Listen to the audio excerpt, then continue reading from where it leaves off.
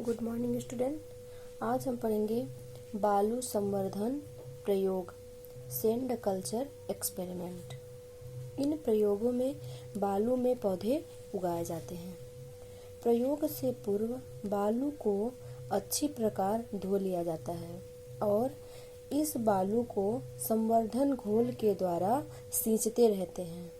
बाद में इसी घोल के द्वारा गमले की सिंचाई लगातार की जाती है।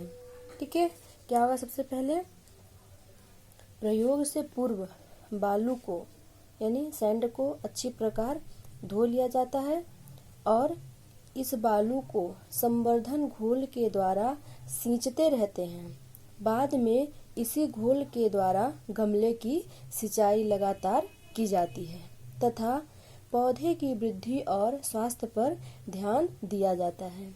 बालू संवर्धन प्रयोग में घोल संवर्धन प्रयोग की अपेक्षा दो लाभ हैं। ठीक है, एक तो पौधे की जड़ों को फैलने के लिए काफी स्थान प्राप्त हो जाता है। दूसरे, मूल तंत्र को ऑक्सीजन काफी मात्रा में मिलती रहती है। ठीक है, पहला लाभ क्या है कि पौधे की जड़ों को यानी प्लांट के रूट को फैलने के लिए काफी स्थान प्राप्त हो जाता है और दूसरा क्या है, मूल तंत्र यानी रूट सिस्टम को ऑक्सीजन काफी मात्रा में मिलती रहती है। अतः इन प्रयोगों के परिणाम घोल संवर्धन की अपेक्षा अधिक अच्छे प्राप्त हुए हैं।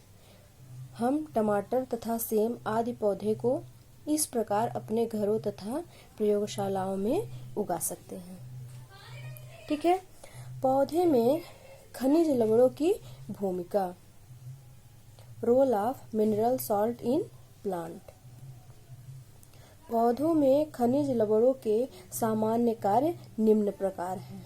ठीक है, पहला है शरीर निर्माण, कॉन्स्टिट्यूशन ऑफ प्लांट बॉडी।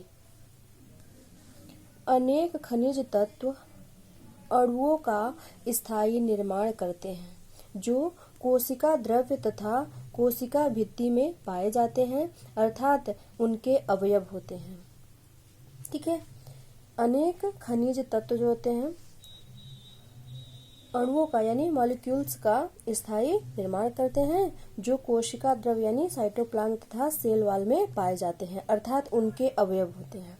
जैसे प्रोटीन्स में सल्फर, न्यूक्लियोप्रोटीन्स तथा केंद्रक, अम्लों में फास्फोरस, कैल्शियम, पेक्टिड में कैल्शियम, हरित लवकों में मैग्नीशियम, साइटोक्रोम्स में आयरन आदि भली भांति ज्ञात तत्वों जैसे कार्बन, हाइड्रोजन तथा ऑक्सीजन का उपयोग कार्बोहाइड्रेट्स के निर्माण में हो जाता है जो प्रमुख रूप से जीव द्रव्य तथा कोशिका भित्ति का निर्माण करते हैं।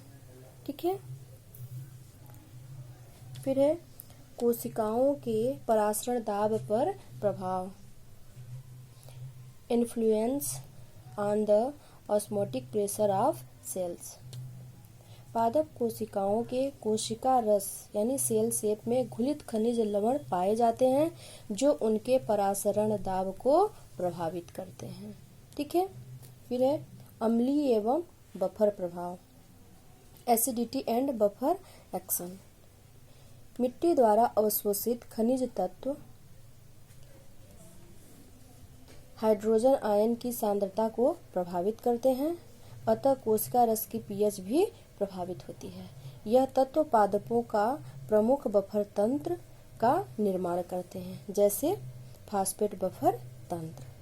फिर है कोशिका द्रव्य कला की पारगम्यता, permeability of the cytoplasmic membrane.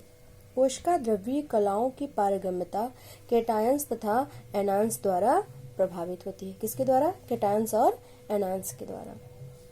फिर है विषैला प्रभाव, टॉक्सिक इफेक्ट। कुछ खनिज तत्व जैसे आर्सेनिक, कॉपर तथा मरकरी के आयंस जीव द्रव्य पर विषैला प्रभाव डालते हैं। फिर है उत्प्रेरक प्रभाव। अनेक खनिज तत्व पौधों की उत्प्रेरक क्रियाओं में भाग लेते हैं, जैसे आयरन, कॉपर तथा जिंक कुछ विकरों के फॉस्फेटिक समूह का कार्य करते हैं। इसके विपरीत मैंगनीज, मैग्नीशियम तथा कोबाल्ट के आयंस अनेक एंजाइम्स क्रियाओं के लिए सक्रिय कारक अथवा रोधक का कार्य करते हैं।